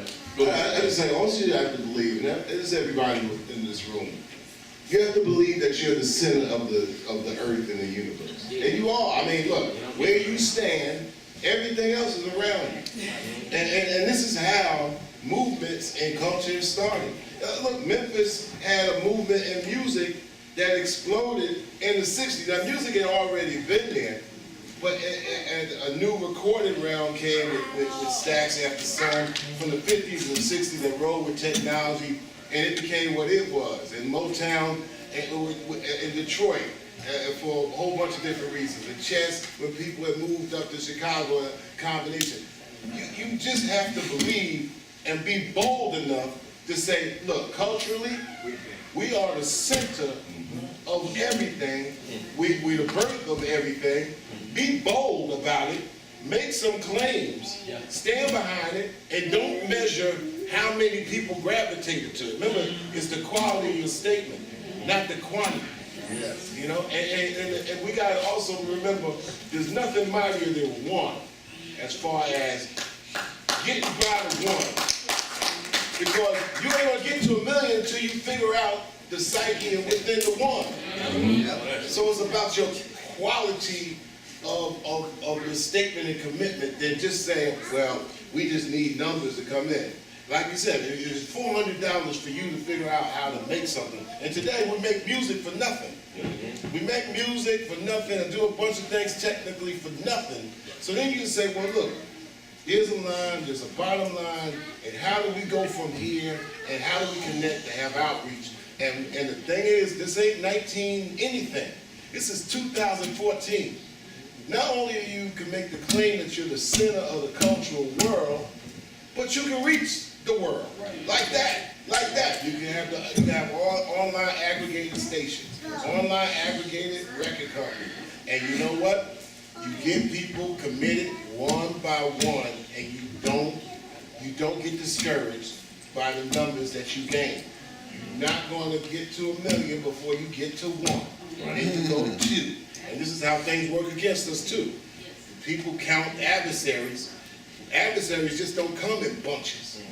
And that's why I say an artist got to look at music like the same way an artist looks at paintings. You don't sell a stack of paintings at once. You sell one by one. And so artists are able to look at their music and their songs and get one at a time, be grateful and keep moving forward. That's how it works. Be bold. Now I know there's a lot of other questions on the floor.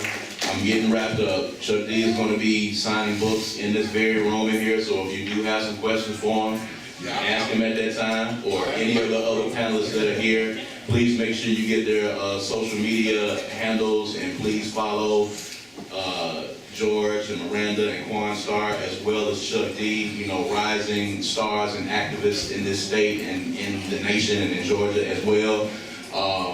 There's going to be a luncheon right across the hallway where we're going to have Jolivet, Charlie Braxton, and C.D. McInnes are going to be giving us spoken word. So don't you guys go anywhere. This is not over. Make sure you go across the street. Don't y'all leave here and go across there and miss Jolivet and C.D. and Charlie. Please don't do that. A round of applause for our panelists. One word real quickly. The luncheon is in Ballroom B. It is starting right now. I want to ask Chuck D to come up here real quick. Did he get out already? No, he right there. Okay. The luncheon will be in the Ballroom B. It's free and open to the public. Come join us. The conversation will continue with Jolivet, Celia McInnes, and Charlie Braxton. If I can get, I know Chuck's saying hello real quick. Chuck, I want you to come up here real quick. I got something for you. This is Chuck. One of the things I took away that he told us, I think one of the best lines was, get your face in a book and get your face off Facebook. With that in mind, please pick up a copy. This is one of the best books you're ever going to read. There are also copies of Chuck D's book for sale, as well as Hands on the Freedom Plow, which includes an essay by Dr. Doris Derby. Thank you very much.